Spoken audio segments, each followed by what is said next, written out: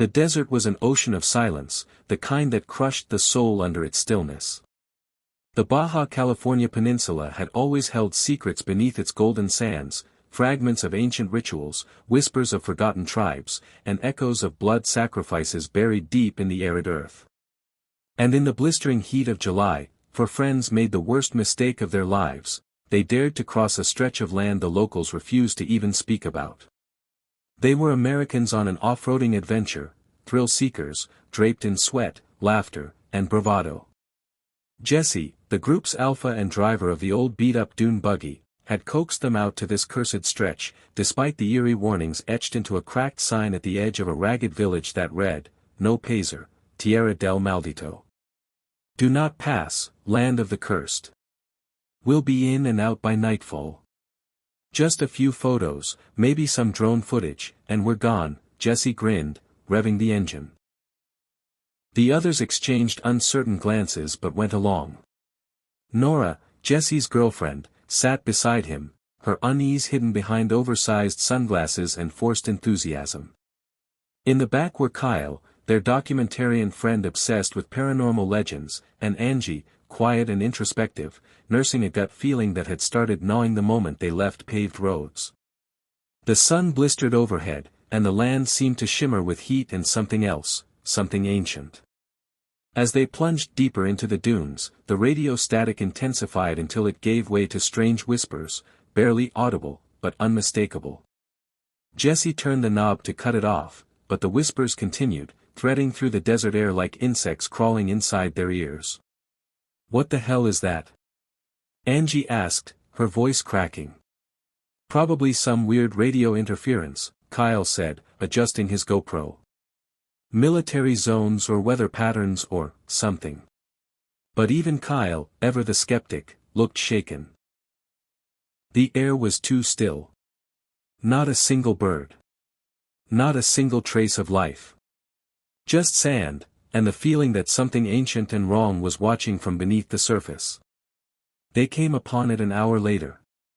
Half buried in the sand stood a crumbling mission church, bleached by the sun, rotting with age.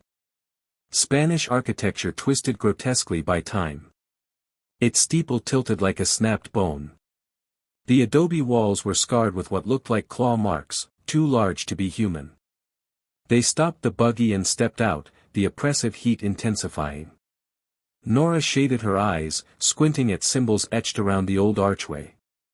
"This place isn't on any map, right?" "Not officially," Kyle replied, filming. "But this is it. The Iglesia del Olvido. The Church of the Forgotten. Legend says a Spanish priest went mad out here. Killed his entire congregation. Buried their hearts beneath the sand to keep them from ever reaching heaven.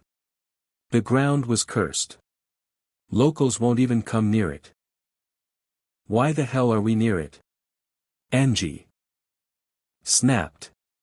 "Because it's badass," Jesse grinned. "Come on. Let's check it out." Inside, the air dropped at least 15 degrees. Dust floated like ash in the beams of light that stabbed through the cracks in the ceiling. The pews were rotted. The altar was splintered and stained dark, as if it had soaked in decades of blood. And at the center was a stone well, unmarked, but oozing malevolence. "Why is there a well inside a church?" Nora asked, her voice hushed. Kyle knelt beside it, brushing away centuries of dust. Symbols carved in an unfamiliar language ringed the opening. Latin, but wrong. Twisted. "I think this is it," he whispered. "The origin. The curse." Then the wind changed. The doors slammed shut, even though there had been no wind outside. Angie screamed. Jesse rushed back to pull the doors open, but they wouldn't budge. The church groaned like a living thing, wooden beams warping and creaking. And then came the chanting. Low. Repetitive. Not from outside, but beneath. From the well. All four of them froze, staring at the stone circle. A dry voice rose from the darkness below, whispering in a tongue no one understood, but every soul recognized as wrong. It was a language of the dead. Something moved down there. Back to the car, Angie said, trembling. But as they turned, Nora stumbled and fell. Her hand had brushed the stone rim, and the skin on her palm began to bubble. She shrieked. Blisters erupted like boiling tar, black and fast-spreading. Jesse grabbed her and pulled her away, yelling for help, but the door still wouldn't open. Kyle ran to the window and tried to smash it open with a chunk of wood, but as it shattered, a wind howled in through the breach, carrying with it the stench of rotting flesh and whispers. The chanting grew louder.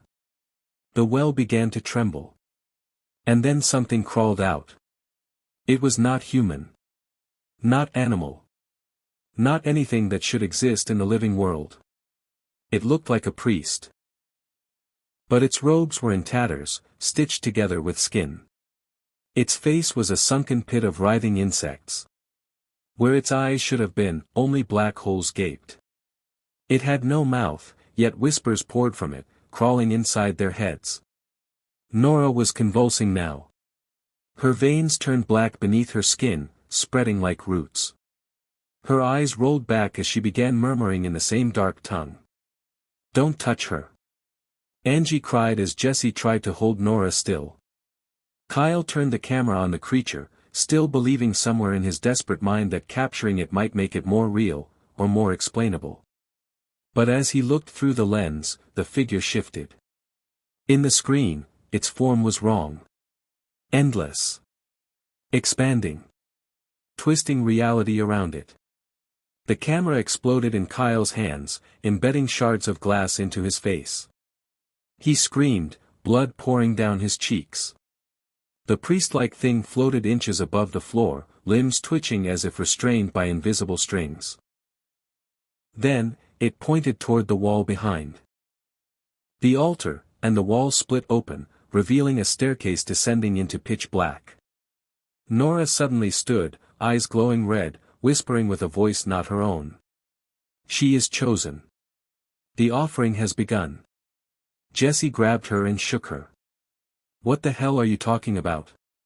She looked at him and smiled, but it wasn't Nora anymore. It was something wearing her skin. From the pit below the church, a sound like 1,000 mouths laughing and screaming all at once rose. And beneath that, footsteps. Many. Fast. Inhuman. "We have to go," Angie sobbed, grabbing Kyle, who was barely conscious now, and dragging him toward the door. Jesse followed, but Nora did not. She simply watched them leave, whispering a lullaby in the cursed tongue, blood dripping from her eyes. Outside, the sunlight was gone. Not set. Just, gone. The sky was a swirling gray, like the inside of a storm. Sand whipped across the dunes, hissing as it moved. The buggy sat silent, half buried already, like the desert was claiming it. Jesse and Angie forced Kyle inside, and the engine barely turned over. As they drove away, the church behind them shuddered, growing smaller in the rearview mirror, but the whispers remained. In their ears. In their heads. In their blood. That night, they made camp in the open desert, unable to drive farther. Kyle was feverish and unconscious. Jesse sat staring at his filthy hands, covered in Nora's blood. Angie wrapped herself in a blanket, shaking violently. "Do you hear it?" Jesse asked after a long silence. "Hear what?" Angie whispered, knowing the answer. "The whispering. It hasn't stopped." She nodded. "It won't." They both looked toward the direction they'd come from. In the distance, though no structure was visible, they saw a faint red glow on the horizon. And in the darkness of the desert, something was walking toward them. Something wearing Nora's face. The desert didn't sleep that night. The sky above the Baja had turned wrong, no stars, no moon, just a dull, oppressive red hue glowing faintly from the horizon, pulsing like a heartbeat. The dunes shifted in the wind, but the wind didn't feel natural anymore. It carried a stench that thickened the air, scorched bone, moldy incense, and the decay of something ancient. Angie sat with her knees pulled to her chest, listening. The whispering hadn't stopped. It wasn't just in the distance now, it was inside her head. Layered voices speaking in unison, some pleading, others laughing, many screaming. Words she didn't understand, but meanings she felt. Threats. Hunger. A warning too late to heed. Jesse sat beside the buggy, staring into the darkness. Kyle lay on a makeshift bed of jackets in the back, fever raging, eyes fluttering beneath pale lids. He had begun mumbling a single phrase over and over, even in his unconscious state. The skin remembers. Angie had tried to shake him awake once, but his eyes had flown open with such violence that she stumbled back. He had looked through her. Not at her. Not as Kyle. And then he'd screamed. Now she didn't dare touch him again. Do you see her? Jesse muttered. Angie turned sharply. What? He pointed out into the dunes. She's just standing there. Angie squinted. At first, there was nothing, just sand and shadow. Then she saw it. A figure at the edge of the nearest dune. Still. Small. Feminine. Drenched in darkness. Nora. She didn't move. Didn't walk. Didn't blink. Just stood there, as if waiting. Jesse rose and took a step toward her. She's alive. We can get her back. Angie grabbed his arm. That's not her anymore. He shook her off. You didn't see what I saw in that church. She touched the stone. Something went into her, yeah, but it's using her. Maybe she's still inside. Or maybe you're next, Angie said coldly. Jesse turned, anger flashing, but then the wind shifted. And it carried with it footsteps. Soft, rapid, too many. Not boots. Not hooves. Something lighter. Skittering. Angie turned toward the sound, heart hammering. From behind a low dune, shapes emerged, first one, then two, then dozens. They crawled on all fours, naked and raw, their bodies a patchwork of torn skin and black veins. Eyes sewn shut, mouths sewn open, as if to keep them always screaming. And they were. The chorus of shrieking was unbearable. They moved like spiders, bending backward, jerking forward in unnatural lunges. Their bones cracked loudly with every motion, as though they had been long dead and only now remembered how to move. Get in the buggy. Jesse roared. They jumped in. Angie took the back beside Kyle. Jesse gunned the engine and floored the gas. The tires spun wildly before catching, and the buggy roared forward just as the creatures reached the edge of the camp. One leaped and clawed at the rear bumper, letting out a howl as it tumbled beneath the tires, its body crunching loudly. Dozens chased behind them, tireless and relentless. The buggy bounced over the uneven terrain, the headlights struggling to cut through the thick air now swirling with sand. Every few seconds, a creature appeared in the beams, some crawling sideways, some upside down, some grinning. Where are we even going? Angie cried. There's a town about 30 miles east. If we can reach the hills, we can follow the ridge down. We just have to outrun them. They don't tire, Jesse. They're not people. Then came the laughter. Not from Jesse. Not from Angie. From Kyle. They both turned. He was sitting up now, arms limp at his sides, blood still dried on his cheeks from the exploded camera. But he was smiling. Kyle. Angie whispered. He slowly turned his head toward her, and she gasped. His eyes were completely black, like ink had poured into his sockets. His lips moved, and a voice, not his, slithered out. You shouldn't have come here. The sand remembers. The well feeds. You were given the chance to turn back. Shut up. Jesse shouted. Kyle's smile widened. Then he began to change. His neck cracked loudly as his head tilted at an impossible angle. His mouth stretched open far too wide, revealing a second row of teeth, not human. His skin pulsed like something was moving beneath it. Angie screamed. "Kick him out," she yelled.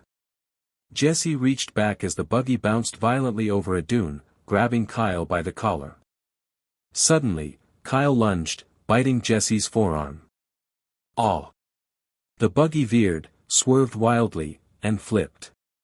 The world became screams and sand and metal and impact. When Angie awoke, the world was sideways. A high ringing filled her ears. Her head pounded. Blood trickled down the side of her face. The buggy lay twisted in the sand, its wheels still spinning slowly.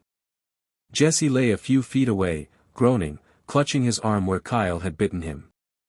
Blood soaked his sleeve. Kyle was gone.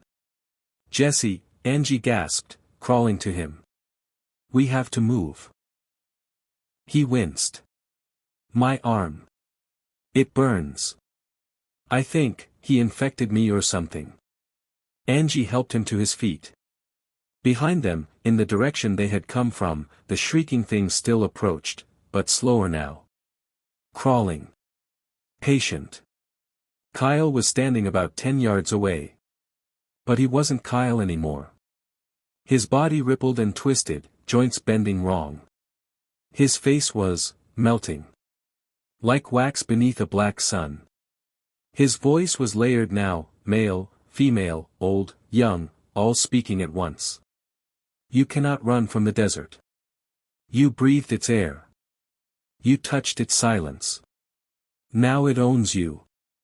Angie pulled Jesse's arm over her shoulder and helped him limp away. They stumbled toward the hills, where jagged rocks jutted like broken teeth. The land there was steep, but they could hide, maybe lose whatever the hell Kyle had become. The wind screamed louder now. The sand stung like glass. Behind them, the figures began to converge, Kyle leading, his body twitching and stretching as if it couldn't decide what it wanted to be. And from beneath the sand, hands began to reach. Thin. Gray. Desiccated. Dead hands. Angie screamed as one grabbed her ankle. She kicked free and pulled Jesse harder. They stumbled into the mouth of a shallow cave in the side of the hill, collapsing against the stone walls. The whispers were louder than ever here. Carved into the cave wall were symbols, some matching those on the church well. In the center was a painting, drawn in blood and sand, a man opening a well, darkness rising, people with faces twisted in agony. And above them, a figure cloaked in red sand, wearing a crown of bones. The Desert King. The one who cursed this land. Suddenly, Jesse screamed. Angie turned. His bitten arm had turned black. The veins were bulging. Something moved beneath the skin. Twisting. Burrowing. I can't, stop it," he cried. "It's inside me." She backed away, horrified. No, you're strong. You can fight it." "I don't think I want to." Angie's heart dropped. He looked up, his eyes shimmering with black tears. "It's beautiful, Angie. The sand. The silence. It speaks to you, if you listen." Then he collapsed. Dead. No breath. No movement. For a long moment, Angie sat there, paralyzed. Then she heard the dragging.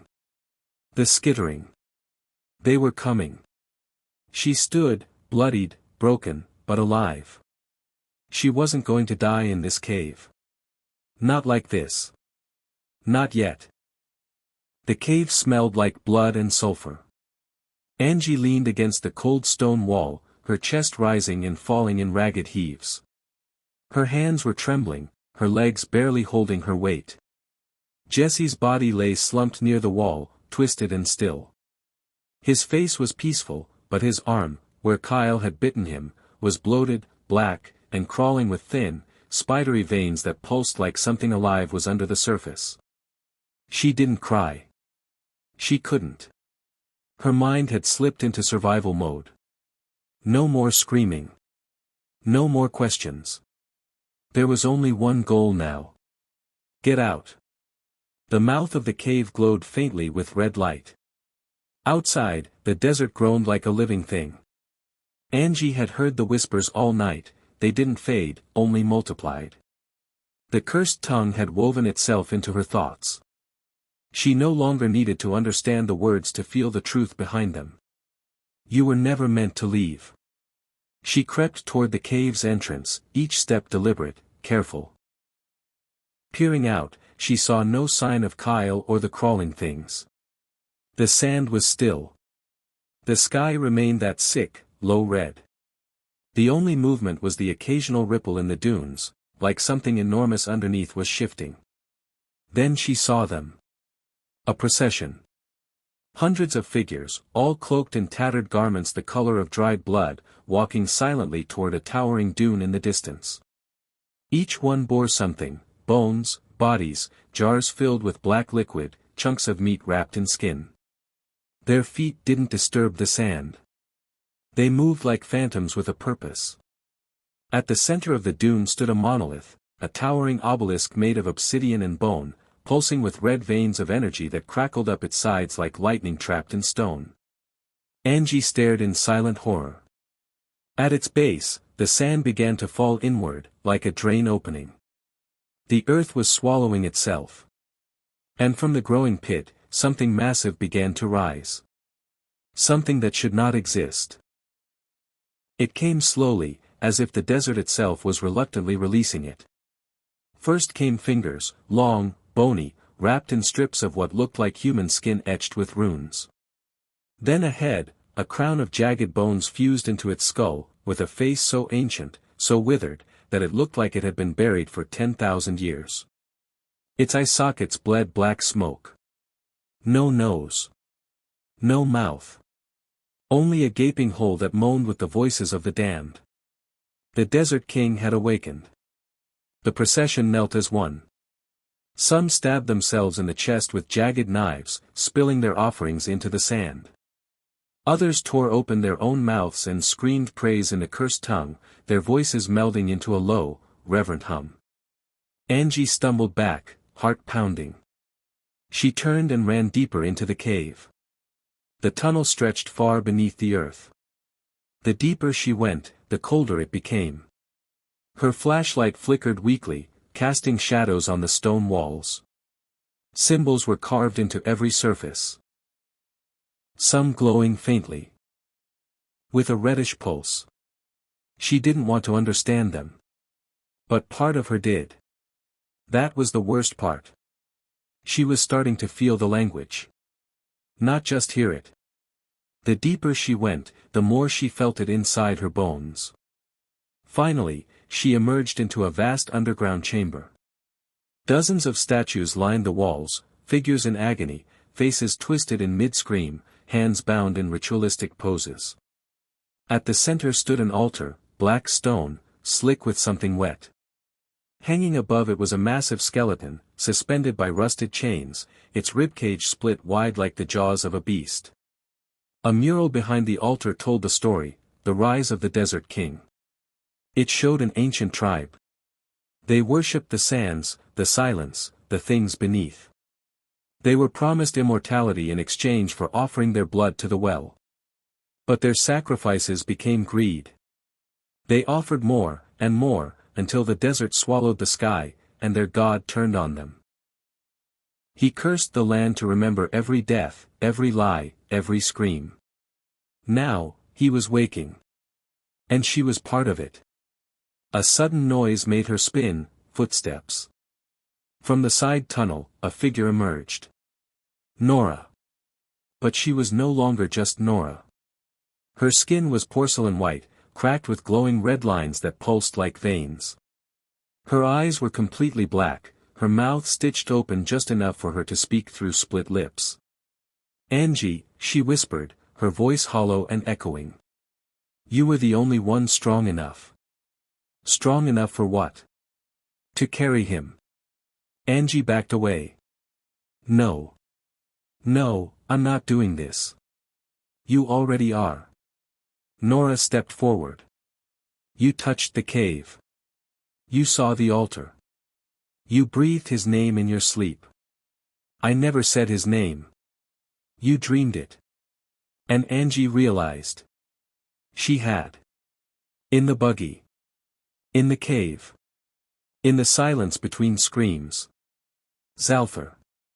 That was the name. The name that came to her in the dark, like a thought that didn't belong. Zalthar, Lord of the Forgotten. Zalthar, binder of sand and flesh.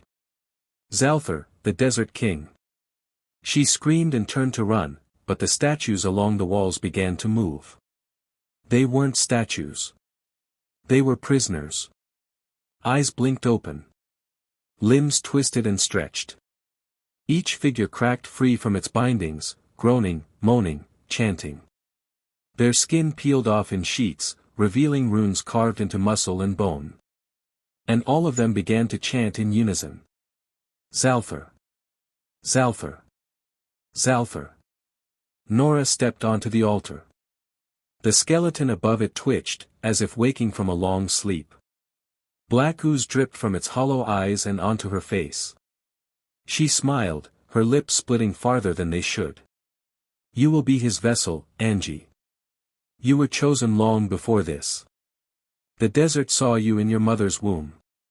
Angie shook her head, clutching her ears. No. You can't make me. We already are.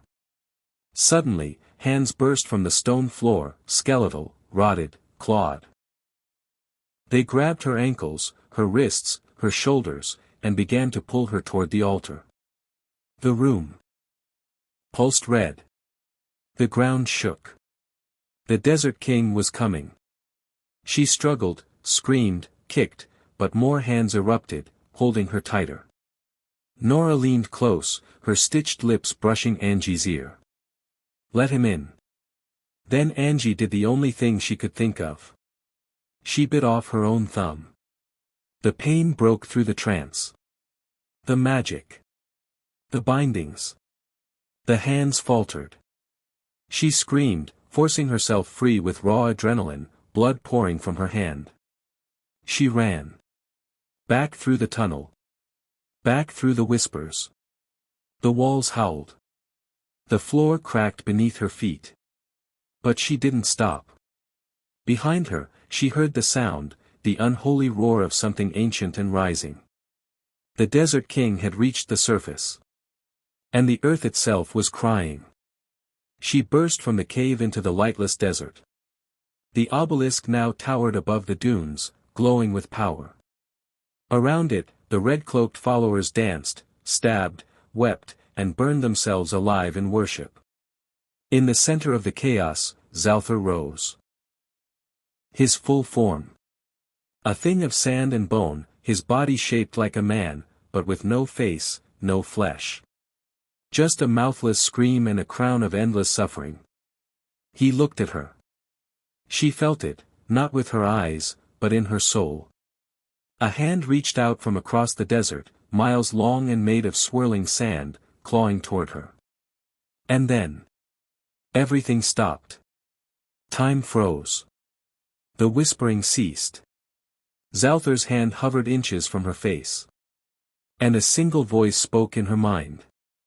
You escaped once. You won't again. Then the world turned black.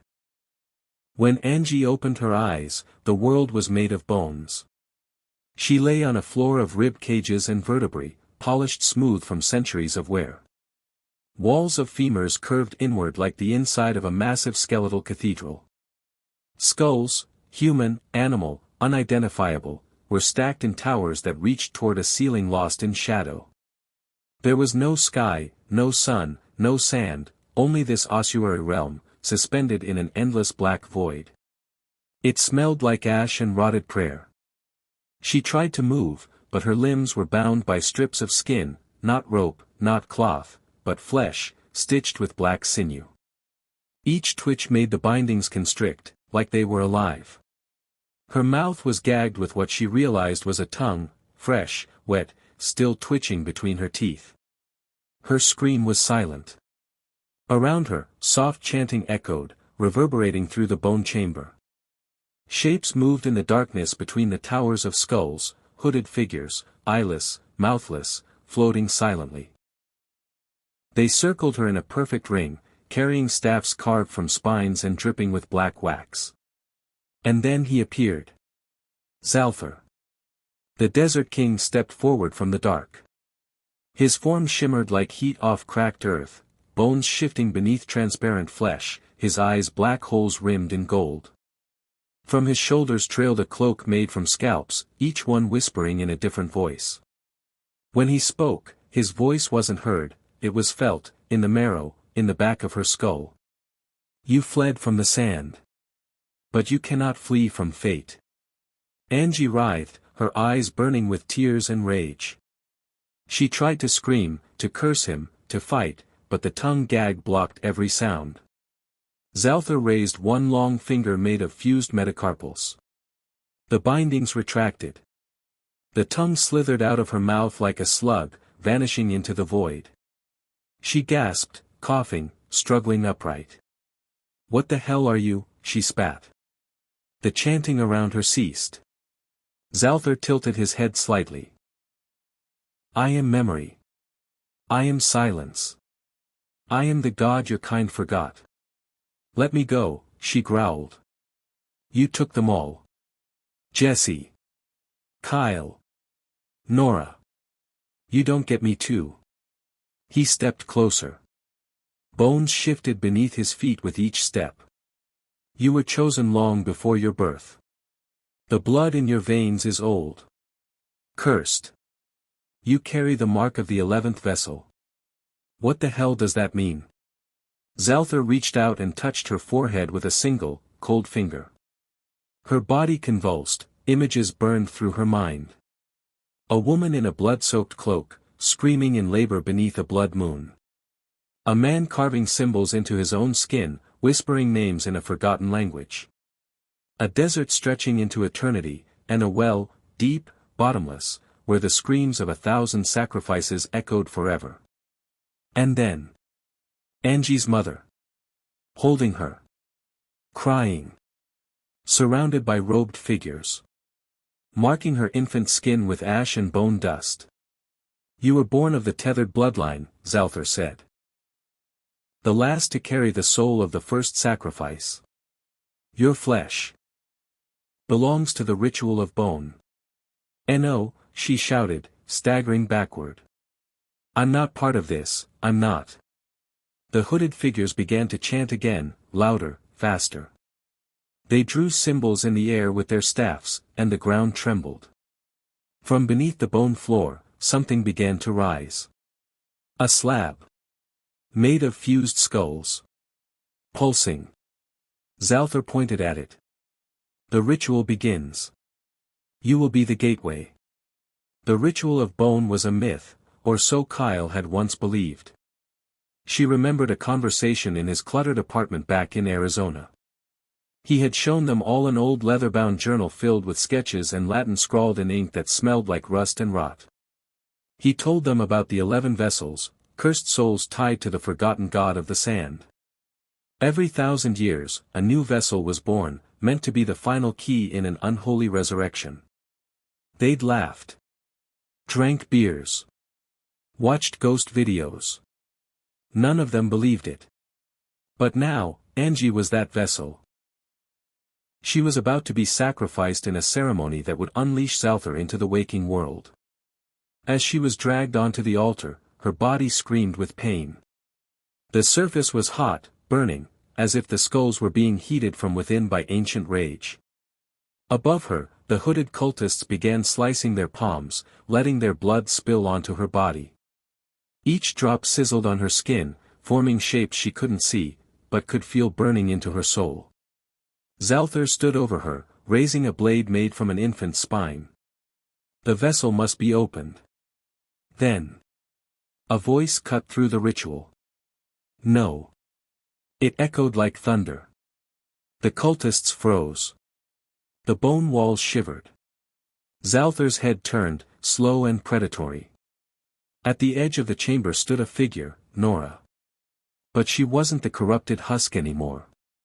Her eyes were bloodshot, her mouth raw from being sewn shut and torn open, but she was herself. Somehow. Nora. Angie gasped. I broke free, she said, voice trembling but defiant. He almost had me. But I remembered something. Zalthar stepped toward her. You are a failed vessel. I'm still alive, she snapped. That's more than you wanted. She raised her hand, and fire erupted from her palm. The flames were blue and violent, licking the air like serpents. The nearest cultist ignited instantly, their robes collapsing into ash. Angie's eyes widened. How? Nora didn't look away from Zalthar. I remembered the old tongue. The counter-curse. I found it in the well. It was waiting. Zalthar hissed. The walls trembled. Bones cracked. You cannot stop the ritual. Maybe not, Nora said. But I can destroy the altar. She hurled the fire directly at the slab. It struck the center, and the entire room convulsed. The altar split down the middle. Screams erupted, not from the cultists, but from within the altar itself. Trapped souls. Bound to the stone. Finally set free. Angie rolled off as the slab exploded in a wave of bone and smoke. The cultists shrieked, scattering. Zalthar staggered, his form flickering, unstable. Nora ran to Angie and pulled her up. Come on. He's weakened. How are you alive? No time. Move. They ran through the bone corridors, the ground cracking beneath their feet. Behind them, Zalthar roared. The walls began collapsing, the ceiling caving in. The entire realm of bone was dying. They sprinted into darkness, and then light. Real light. The sky. The desert. The stars. They emerged from a crack in the earth, the monolith in the distance now cracked, flickering. The red glow in the sky had faded to gray. They collapsed into the sand, gasping. Is it over? Angie asked. Nora shook her head. No. Not yet. He's weakened, but not dead. He's trying to reach the waking world. He needs a vessel. Still. Angie looked down at herself. The burn marks. The symbols on her arms. He's still inside me. Nora nodded. And then they both turned toward the monolith. It pulsed one last time, and shattered. From its ruin, a cloud of black sand rose into the sky, screaming as it spun. Zalthar. Even without the ritual, he was coming through. Not as a god. Not as a man. But as a plague. The desert screamed. The sky split open. Not with lightning, not with thunder, but with silence. A deep, suffocating silence that sucked the sound from the air and replaced it with dread. No wind. No insects. No breath. Just a blanket of unnatural stillness that pressed against Angie and Nora like a physical weight. The black sand cloud that erupted from the monolith spiraled into the heavens like a cyclone of ash and screams muted by a curse. And from within it, shapes twisted, limbs that were too long, eyes that blinked from every direction, mouths that didn't speak but hungered. Zalthar had passed through. Not fully. Not completely. But enough. He had fractured the boundary between the forgotten and the living. And now, the plague of silence began. Angie and Nora stood alone on the crumbling dunes, staring up at the sky where stars once were. Now, only the swirling darkness loomed above, stretching across the Baja horizon like a stormfront of death. It's starting, Nora whispered. Angie didn't respond. She was staring at her arms. The markings burned again, glowing faintly, moving under her skin as if alive. The ritual hadn't been completed, but it had gone far enough to mark her permanently. "I can feel him," she said in a hollow voice. "He's inside. Watching. Waiting." "We can stop it," Nora said quickly. "There's a way." The journal, Kyle's journal, it mentioned a final rite. One last chance to seal Zalthar back into the hollow. "You said that was just a myth." "I was wrong." Nora met her eyes. "He was never supposed to fully cross into our world without the vessel dying during the ritual. You lived. That's why he's stuck. We can trap him again. But we have to find the well. The first well." Angie turned to her. "You mean, back at the church?" Nora nodded. "We bury him where he was born." They began walking. Hours passed. Or minutes. Time had no meaning anymore. The sun didn't rise. The red twilight sky hung above them like a judgment. The desert had changed. Bones jutted out of the sand like monuments, and strange towers made of flesh and salt spiraled up in the distance, pulsing. Nothing was alive. And then, as they crested a tall dune, they saw it. The mission church, still standing, though now half swallowed by sand. Its steeple was broken, its windows shattered. The front door was open, black and yawning like a mouth waiting to feed. They approached slowly, the air thickening with every step. The ground beneath their feet vibrated, as though something beneath the sand was breathing. They entered. Inside, the altar had changed. It was no longer splintered wood and old blood, it had grown. The stone now pulsed like flesh, veins webbed across the walls, and the well in the center glowed with red light, surrounded by symbols written in something that resembled burned hair. Nora approached the edge and looked down. "It goes deeper now. What do we do?" Angie asked, her voice barely a whisper. "We finish the rite," Nora said.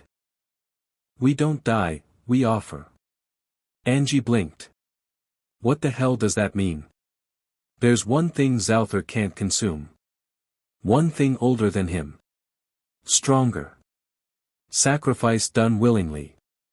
If you go down there and offer your soul to trap him, on your own terms, it seals the gate." Angie stared into the well. The darkness pulsed like a heartbeat. It called to her. She stepped forward, then stopped. "Nora," she said, her voice shaking. "If I do this, will it kill me?" Nora didn't answer.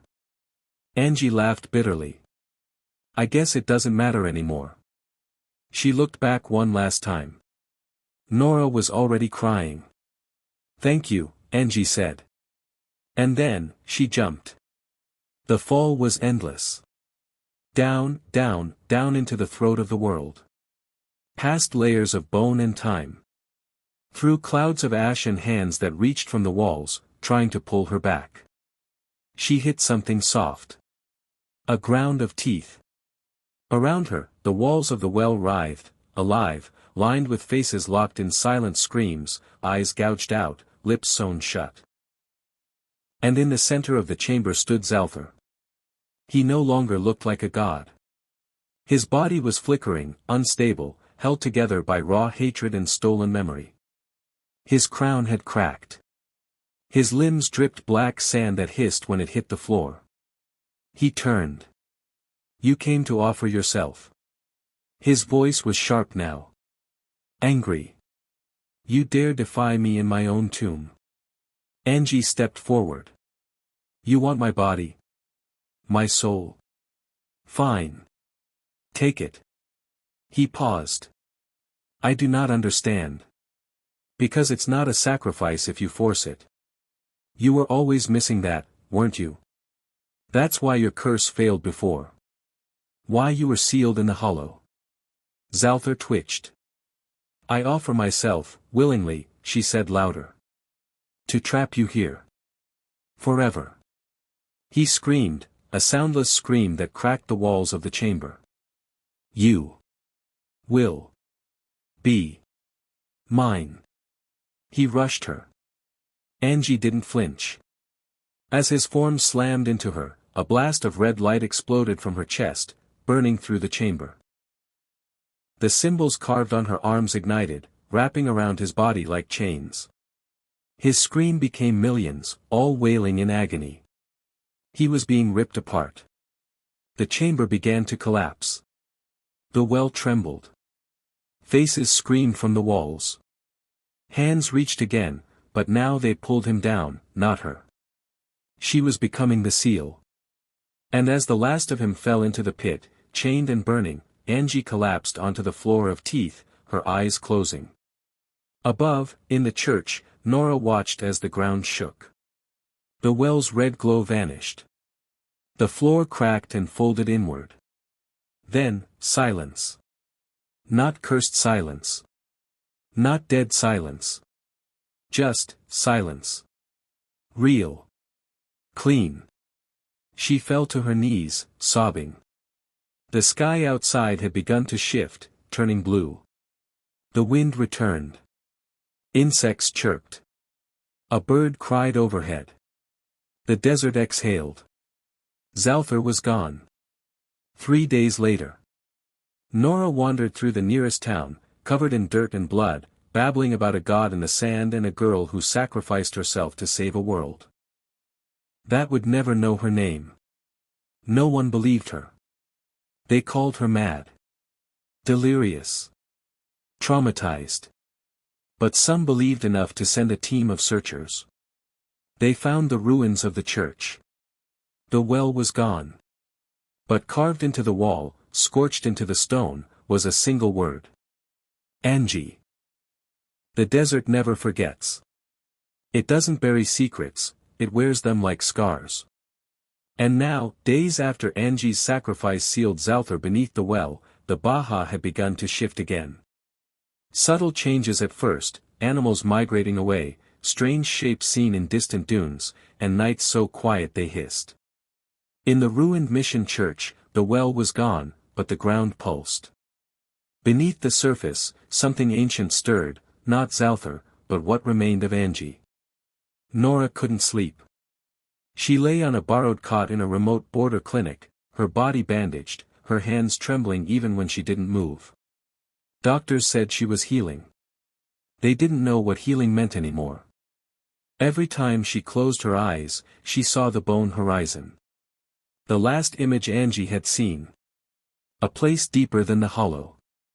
A world beneath the underworld. An endless field of ivory towers and screaming mountains made of human remains. That was where Zalthar had been dragged, but not alone. Angie had become the key. And Nora felt it. She knew it.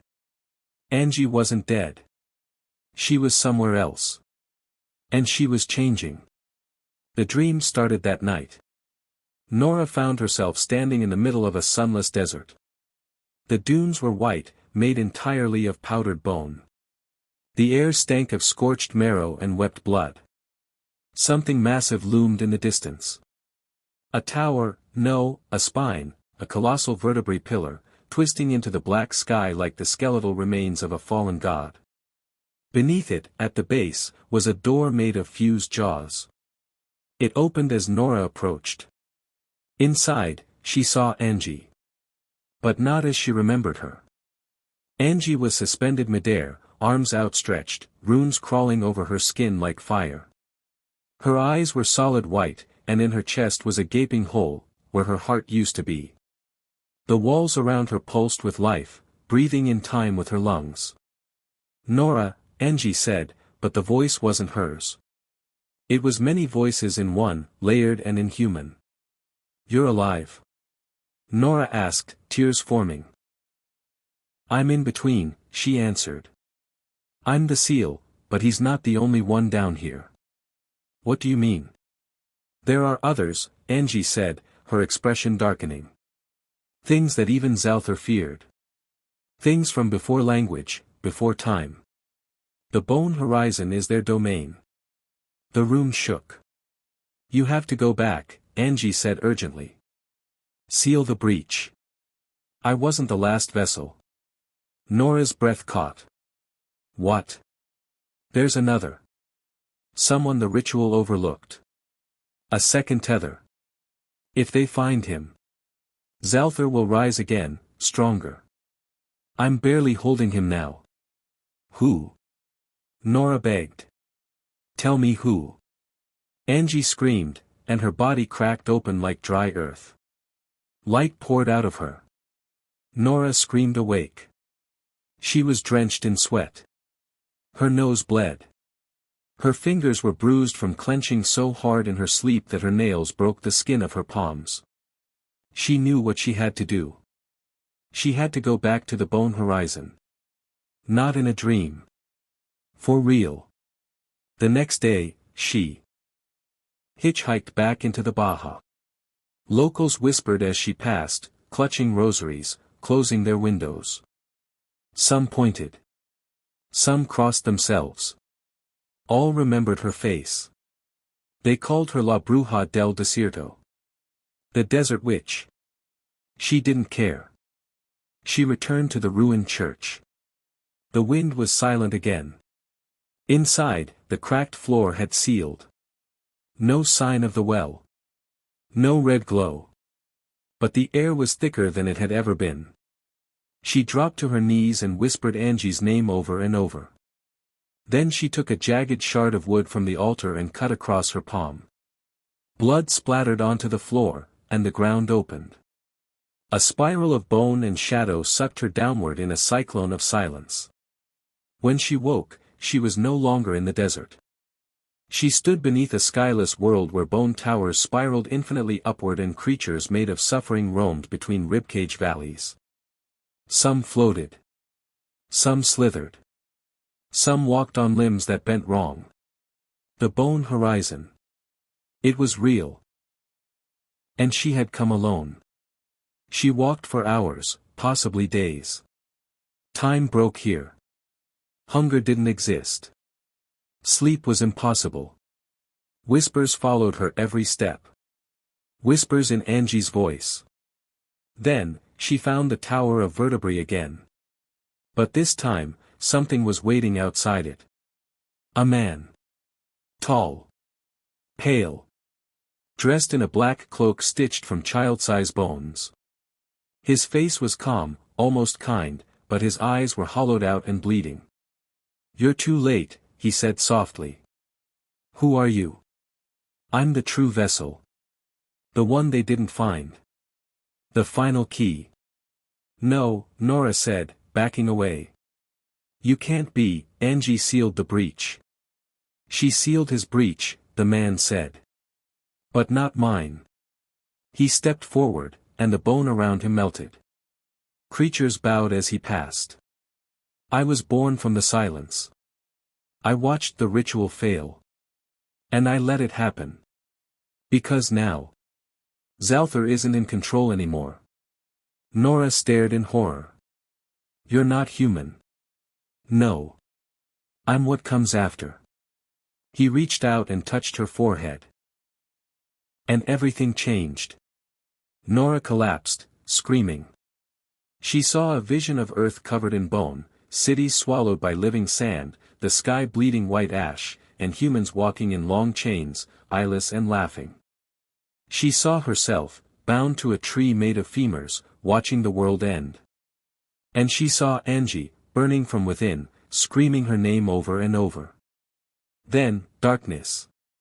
When Nora awoke, she was back in the desert. The church was gone.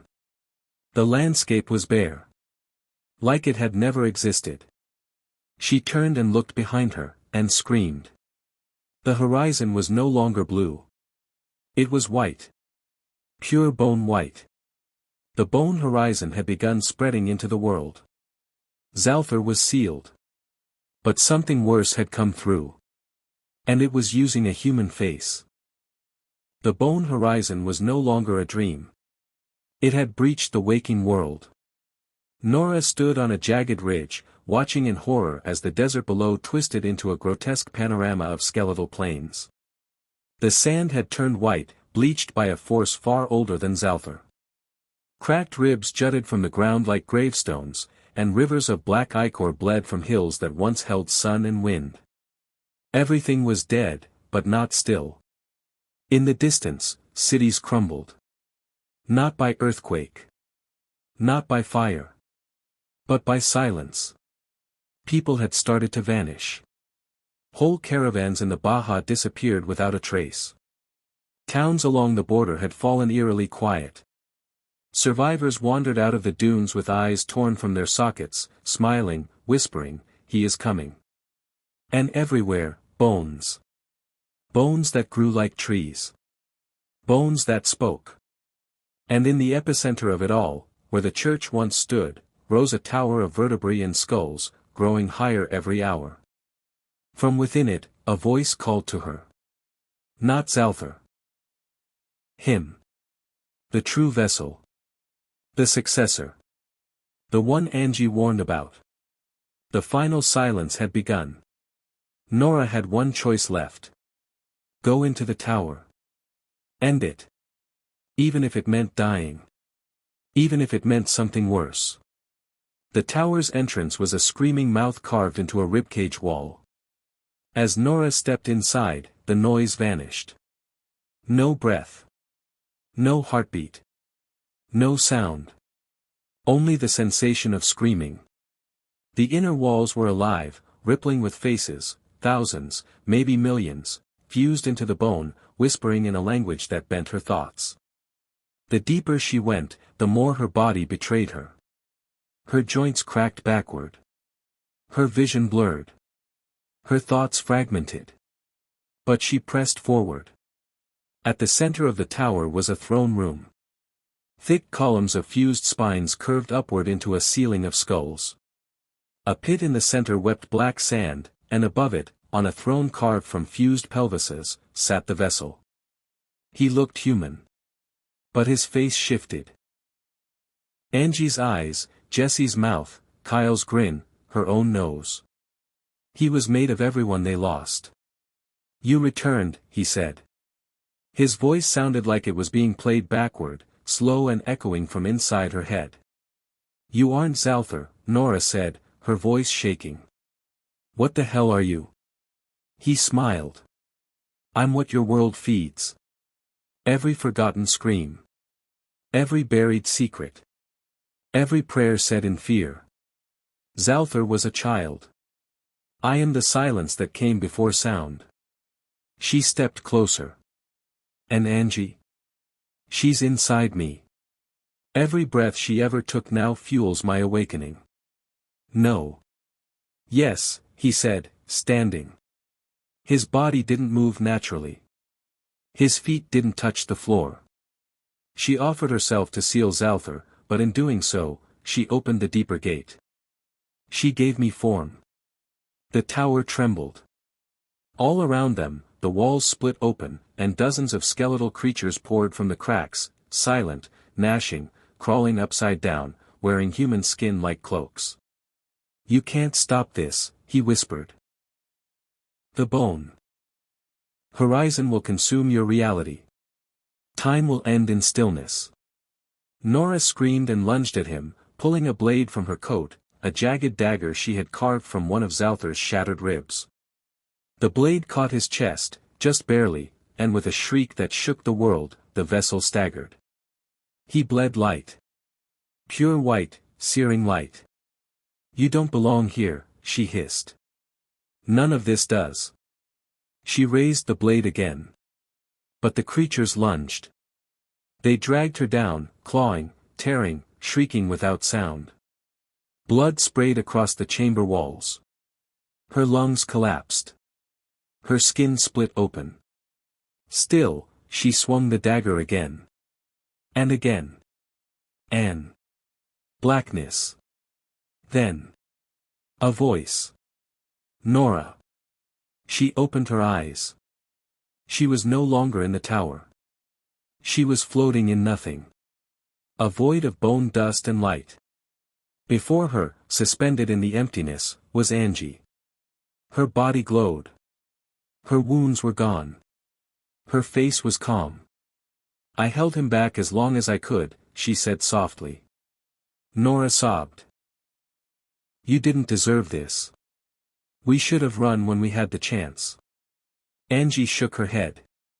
We were chosen. This land, the curse, it called to people who carry silence inside them. But I've learned something. It doesn't have to end in terror. I failed, Nora whispered. He's loose.